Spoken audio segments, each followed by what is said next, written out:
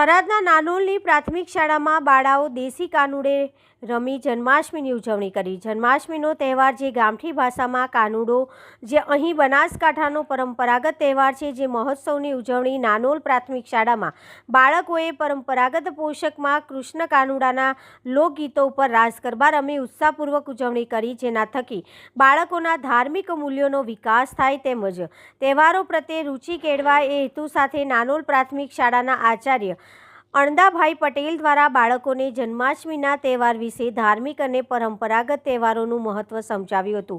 જો કે શાળાના ઉત્સાહી આચાર્ય દ્વારા બાળકોના વિકાસ માટે વારંવાર ભણતરની સાથે સાથે અન્ય કાર્યક્રમો પણ કરાવવામાં આવે છે, જે હમણાં જ ગયેલ રક્ષાબંધન તહેવાર નિમિત્તે પણ રક્ષાબંધનના કાર્યક્રમનું આયોજન કરવામાં આવ્યું હતું, જેમાં બાળાઓએ શાળામાં સાથે ભણતા વિદ્યાર્થી ભાઈઓને રાખડી બાંધીને મનાવ્યો હતો।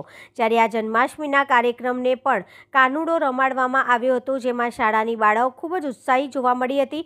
જોકે બાળકોમાંથી કાનુડો અને રાધા પણ બન્યા હતા અને બધા જ બાળકો આ કાર્યક્રમને લઈને ખુશ પણ જોવા મળ્યા હતા। Bureau chief Murji Chaudhary, DT news live 24 Banaskantha.